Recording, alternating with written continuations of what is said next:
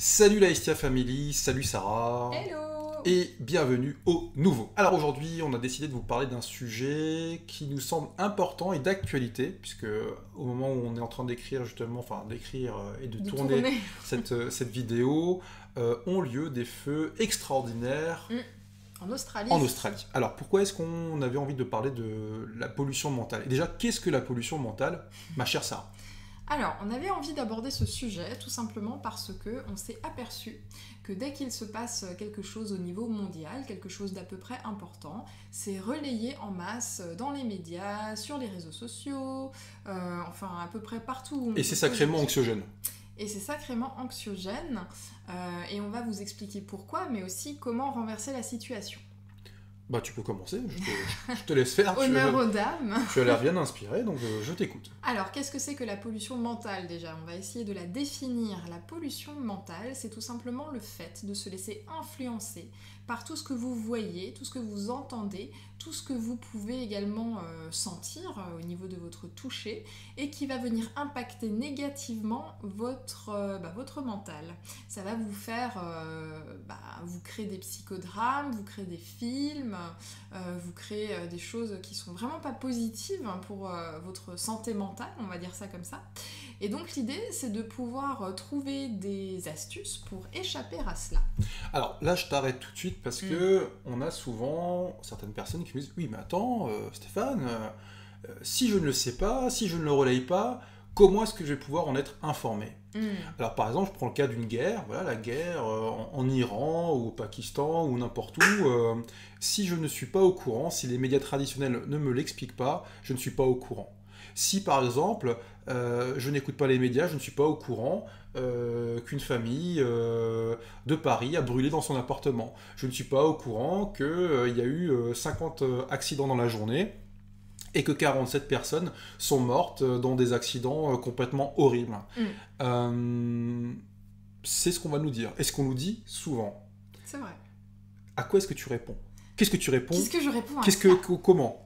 Pourquoi? Alors effectivement, les informations, ça peut être une forme de pollution mentale. Il y en a d'autres qu'on va voir après, mais ça peut être une forme de pollution mentale, dans le sens où, quelque part, ça nous pollue lorsque on ne peut pas prendre cette information pour en faire quelque chose de positif derrière. C'est très juste. Tout à l'heure, on en discutait avec Stéphane, on se disait, mais finalement, à quoi ça nous sert de savoir que la planète est polluée, que, je sais pas, des espèces disparaissent tous les jours, que malheureusement des agriculteurs se suicident parce qu'ils n'arrivent plus à faire face à leurs dettes, parce qu'on les oblige à utiliser des engrais, des pesticides chimiques.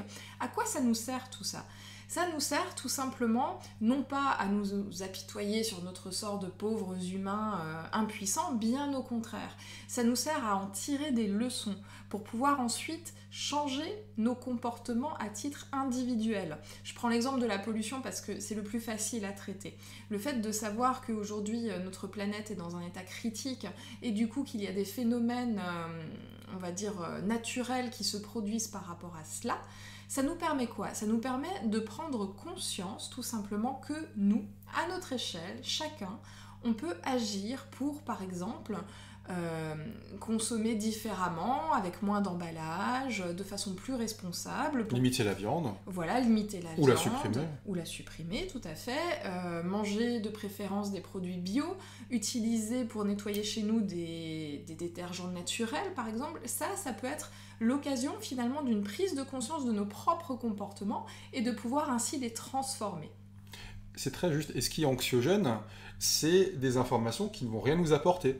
De savoir par exemple qu'il y a un couple qui s'est défenestré à l'autre bout de la France ou à l'autre bout du monde, fondamentalement, quel est l'intérêt de cette information? Qu'est-ce que ça va changer dans mon existence? À part me dire, oh merde, ça se trouve, ma maison va s'effondrer, je vais tomber comme ces gens qui ont eu des problématiques d'habitation, je vais peut-être me promener sur la route et il y a un chauffard qui va me rentrer dedans parce qu'il sera complètement bourré, il aura pris de la cocaïne ou n'importe quoi. C'est hyper anxiogène. Et fondamentalement, de un, on n'y peut rien. C'est-à-dire que se dire, dans l'exemple que tu donnais avant, Oui, bah, je vais changer mes habitudes. Je vais changer mes habitudes de consommation. Je vais arrêter d'acheter dans des grandes surfaces ou telle et telle marque parce que je sais qu'elle participe à la déforestation. Je vais arrêter de manger du Nutella plutôt que de prier pour l'Amazonie. Bah, je vais arrêter d'acheter de l'huile de palme. Ce sont des actions qui sont déjà beaucoup plus logiques que de mettre des stickers finalement sur notre page Facebook. I pray for Amazonia, it's amazing. Yeah. Ok, mais fondamentalement, ouais, arrête de bouffer du Nutella, concrètement. Mais là, effectivement, on reste dans quelque chose d'anxiogène parce qu'on n'a aucun moyen de pouvoir y faire face. C'est-à-dire que ça fait partie de la vie et ça crée un environnement réellement toxique. C'est-à-dire qu'on se sent en danger, on se sent impuissant par rapport à tout ce qui se passe autrement. Quelles sont les informations positives qui sont relayées? Est-ce que vous avez le nombre de personnes qui ont replanté finalement des arbres? Est-ce que vous avez le nombre de personnes qui ont aidé une personne à traverser? Est-ce que vous avez le nombre de personnes qui ont pris de leur temps pour aider des jeunes défavorisés? Est-ce que ça, ce sont des éléments chiffrés qui sont donnés par les informations? Et est-ce que fondamentalement, ça ne donnerait pas une foi supplémentaire à l'humanité plutôt que de se dire « Oh mon Dieu, j'ai encore croisé un psychopathe quand je vais me promener dans la rue le soir », se dire « Mais non, mais il y a des gens qui sont bienveillants, il y a des jeunes des quartiers, bon ça a été un peu relayé, qui sont en train de nettoyer leur quartier, qui sont en train de tout mettre à jour correctement. » Non, on va préférer relayer des voitures qui crament. Tout ça, c'est anecdotique en fait. C'est juste prendre en exemple un gland, d'accord, qui avait que ça à faire que de cramer une voiture ou de taguer une insulte. C'est n'importe quoi. C'est une infime partie de l'humanité. De un, c'est une infime partie de l'humanité qui souffre. Parce que quand on ne souffre pas, on ne se comporte pas comme ça, fondamentalement. Quand on est bien dans sa tête, on aime le monde, on aime les gens qui sont autour de nous. Donc, voyons finalement ces actes comme des cris d'alarme, des cris de détresse. Hey, aidez-moi, là, je comprends rien à la vie, filez-moi, faites-moi un gros câlin.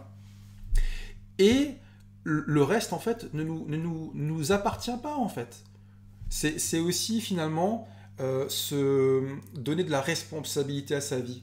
Je suis maître de ma vie, je peux choisir qu'est-ce que je vais consommer, je peux choisir comment est-ce que je vais parler aux gens, qu'est-ce que je vais faire dans mon environnement proche. Et si tout le monde s'occupait indirectement de son monde proche, de ses propres fesses, il n'y aurait plus toutes ces problématiques. On veut finalement arrêter la guerre dans le monde. Mais est-ce que tu parles à toute ta famille ? Est-ce que t'es cool avec ton voisin? Est-ce que ton voisin, tu le connais? Est-ce que tu as déjà discuté avec ton voisin? Est-ce que t'es sympa avec tes enfants? C'est la base, en fait. Et donc, si on commence, nous, par faire ça dans notre petit environnement, le monde changera de lui-même, en fait. Et c'est ça qui est important de comprendre. Et comme tu le disais aussi, c'est vrai que vraiment de choisir les connexions sur lesquelles on se branche. Exactement, ça c'est quelque chose de primordial, c'est de faire le tri dans les informations que vous souhaitez avoir. Quels que soient les médias d'ailleurs par lesquels vous recevez vos informations, vous êtes en mesure de pouvoir les sélectionner ou de vous en couper, tout simplement. Vous pouvez choisir de ne pas regarder la télé au moment où il y a les informations. Vous pouvez choisir de ne pas recevoir le quotidien chez vous. Vous pouvez choisir votre fil d'actualité Facebook et de supprimer certaines personnes qui relayent des infos pas très cool. L'information n'a d'intérêt, parce que je sens d'ici les réactions, oui mais c'est être égoïste, oui mais c'est fermer les yeux sur, attention, l'information n'a d'intérêt que si elle nous sert à créer quelque chose de positif derrière. Si c'est simplement pour s'apitoyer, pleurer avec la populace, entre guillemets, créer de la colère, qu'on soit tous tristes, qu'on soit tous en colère, ça ne sert à strictement rien, ça ne fera qu'alimenter le fait divers ou le fait ou l'information négative qui a été relayée. Maintenant, donc ça c'est une forme de pollution mentale, les médias. Autre forme de pollution mentale, c'est par exemple si vous attirez à vous des personnes qui n'arrêtent pas de se plaindre tout le temps. Vous avez votre cousine, je sais pas moi, Lulu, qui vous téléphone à chaque fois qu'elle a besoin de s'épancher sur ses problèmes. Vous avez, je sais pas moi, votre boulangère ou votre facteur qui, à chaque fois qu'il vous croise, va vous raconter des trucs pas forcément très gais. Vous avez également le pouvoir de couper court par rapport à cela. Alors, ils n'ont pas de bouton, malheureusement, on-off, mais vous pouvez tout simplement changer de sujet de conversation. Les 3 passoires. C'est peut-être De Socrate. de Socrate. C'est peut-être un moment de... Les 3 filtres. Les 3 filtres, en fait. Bah, tu peux peut-être en parler, parce que tu es Ah, mais lancé. t'es lancé. Ah non, j'ai assez parlé, moi, tu sais, c'est à ton tour. Je respecte la parité homme-femme. Alors, je ne suis pas sûre de les connaître exactement toutes les 3, mais donc le fameux philosophe grec Socrate, lorsque quelqu'un venait lui apporter une information, un on-dit, on dirait aujourd'hui un tweet, faisait passer l'info par 3 filtres. Déjà, est-ce que c'est vrai? Est-ce que c'est positif? Est-ce que c'est positif? Et est-ce que c'est utile? Donc ça, c'était les 3 tamis, on va dire, pour filtrer une conversation. Si l'information qu'on allait lui servir ne répondait à aucun de ces 3 critères, eh ben, tout simplement, il priait la personne qui était en face... De la fermer. Ou de changer de sujet, ou de raconter autre chose qui soit vrai, soit utile, soit... ça y est, j'ai zappé le 3e. C'est pas grave. Enfin bon, vous faites un replay dans la vidéo et vous saurez. Mais en tout cas, c'est important pour vous, pour votre santé mentale, vraiment, de faire le tri dans ce que vous recevez, de faire le tri dans ce que vous souhaitez laisser pénétrer à l'intérieur de vous. Je pense que c'est un peu comme faire le tri dans sa nourriture. Si on choisit de se nourrir sainement, je vais y arriver, si on choisit de se nourrir sainement, on va privilégier certains aliments et, ma foi, mettre d'autres de côté. C'est exactement pareil pour ce que vous laissez entrer dans votre tête. On est comme des éponges, donc en fait on va se teinter de la nature vibratoire, des informations qui sont autour de nous. Vous êtes dans une famille de dépressifs, force est d'admettre qu'à un moment vous allez voir la vie d'une certaine manière. Oui. C'est aussi le principe des mémoires cellulaires, de tout ce qu'on nous lègue. Et ce qui est important, c'est que ce qu'il faut comprendre, c'est que comme tout est énergie, on est à la fois émetteur et récepteur. Et donc, quand vous recevez que de la daube, quand vous recevez que des informations pitoyables, tristes, qu'est-ce que vous allez émettre, vous? Et si même si vous forcez à émettre des choses positives, vous allez puiser dans vos réserves, dans votre énergie vitale. Alors que finalement, si vous coupez court à toutes les pollutions qui sont autour de nous, ça je garde. Ok, il y a un feu en Amazonie. Qu'est-ce que je peux faire, moi, à mon niveau, pour éviter ce feu? Je sais que, par exemple, le feu a été créé par certaines structures parce qu'elles voulaient créer des champs de je ne sais pas quoi, comme c'est souvent le cas en Amazonie, par exemple. C'est souvent du soja. Du soja, par exemple. Pour nourrir des troupeaux. Je vais arrêter de manger de la viande, je vais arrêter d'acheter du Nutella, je vais arrêter la consommation, en fait. Notre consommation, notre mode de vie est un acte politique, est un acte qu'on ne peut même pas imaginer, en fait, la portée de tout ça. Ah oui, mais c'est plus pratique d'aller dans les grandes surfaces, et le Nutella, c'est bon. Ouais, ok, mais alors tais-toi, à jamais en fait, concrètement. Parce que c'est cette compréhension, cette responsabilisation qu'il est important d'avoir. Nous sommes responsables du monde dans lequel on évolue. Donc, se dire, il y a un acte, ok, ça ne me plaît pas. On parle du foie gras, par exemple, de canard. On sait bien que les oies sont gavées. Ou doigts, ou n'importe quoi. Donc ça sert à rien de regarder 50 000 vidéos, on voit des oies en train c'est horrible de voir ce genre de choses. Par contre, en avoir conscience fait que finalement tu dis, ok, les oies sont gavées. En ayant une petite culture, on va dire, sur le corps humain, tu dis, donc c'est un foie malade. Le foie, c'est un organe qui fait quoi? Qui traite finalement tous les déchets du corps. Donc nous, on mange du foie déjà qui est malade, et on crée de la souffrance derrière. Et quand on a la compréhension que tout est énergétique et que tout est relié, l'animal qu'on mange a une certaine vibration déjà de tristesse, de colère, et nous on mange ça. Et après on s'étonne qu'on n'est pas en forme. Mais c'est logique en fait, Exactement. Tout est relié. Là on reste sur un peu de l'ésotérique, sur de l'énergétique, mais d'une manière générale, par la pensée, c'est exactement la même chose. Mais j'avais une petite anecdote pour corroborer ce que tu étais en train de dire. Dans les bureaux de tabac, il y a quelques années de ça, on va dire, je sais plus quand, ils ont décidé de mettre des images sur les paquets de cigarettes de personnes qui ont le cancer, des personnes qui sont mortes à cause du tabac, enfin bon bref, pour pouvoir dégoûter les consommateurs de tabac.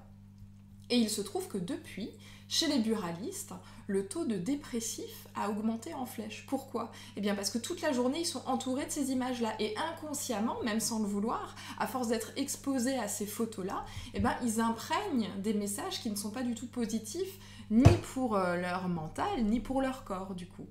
Et malheureusement, ça a un effet négatif sur eux. C'est très juste. Pour résumer, de toute façon, voilà. Choisissez ce que vous regardez. Branchez-vous sur de bonnes ce que vous voulez.